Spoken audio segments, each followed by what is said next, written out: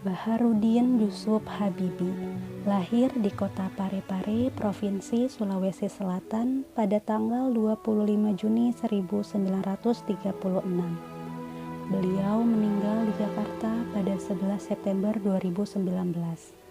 B.J. Habibie merupakan presiden ketiga Indonesia menggantikan Presiden Soeharto. Sosok ramah senyum ini memiliki kemauan belajar yang sangat tinggi sejak usia muda. Tidak heran beliau mendapatkan berbagai pencapaian yang sangat menakjubkan sepanjang hidupnya. Berbekal hal inilah kami dari kelompok 2 subkelompok 3 memilih sosok Pak Habibie untuk menjadi role model dalam penerapan nilai-nilai dasar PNS, yaitu Aneka.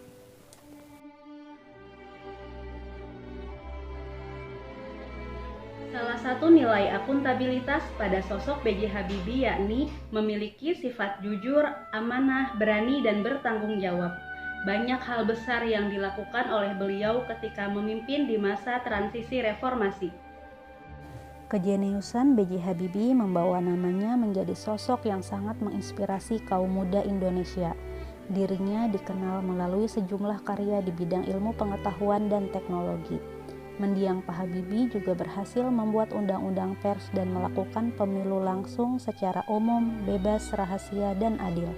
Sosok B.J. Habibie memang penuh dengan nilai-nilai keteladanan, maka tak salah bila kita menjadikannya sebagai salah satu inspirasi untuk terus berkarya. B.J. Habibie meninggalkan pelajaran penting bagi rakyat Indonesia, yaitu nasionalisme dan kecintaan terhadap negaranya. Tawaran pertama datang dari Jerman. Saat mengetahui beliau bukan orang biasa, langsung menawarinya dengan status warga negara kehormatan. Namun beliau menolaknya. Pada tahun 1974 saat Presiden Soeharto meminta Habibie untuk pulang ke Indonesia dan mengabdikan ilmunya di Indonesia, beliau langsung menerima dan melepaskan gelar prestisnya di Jerman untuk membangun dan mengembangkan industri penerbangan di Indonesia. Itulah salah satu bentuk sikap nasionalisme dari Pak Habibie. Pak B.J. Habibie terkenal sebagai sosok yang ceria dan murah tersenyum, serta jujur dan bertanggung jawab dalam menjalankan tugasnya. Diceritakan dalam buku autobiografinya, ketika beliau menjadi Menristek, seringkali banyak godaan berupa sogokan maupun ancaman dari pihak lain yang ingin kepentingannya dipenuhi. Namun B.J. Habibie tetap bekerja secara profesional dan sesuai aturan dengan mengutamakan kepentingan negara di atas kepentingan pribadi maupun golongan. Kemiskinan dan ketidakadilan, dan selalu setia pada sumpahku.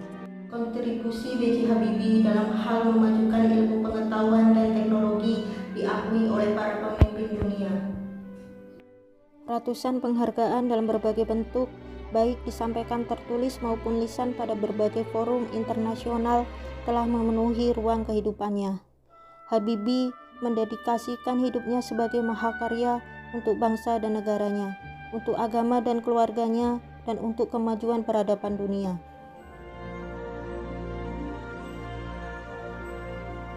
Kontribusi Bapak B.J. Habibie pada masa pemerintahannya dalam upaya pemberantasan tindak korupsi terlihat dari terciptanya beberapa regulasi yang mengatur tentang anti korupsi.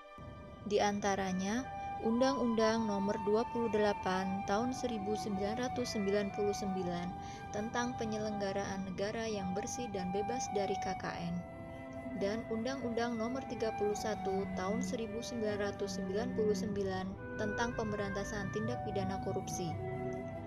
Adanya undang-undang tersebut melatar belakangi terbentuknya lembaga anti korupsi seperti Komisi Pemeriksa Kekayaan Penyelenggara Negara dan Komisi Pengawas Persaingan Usaha.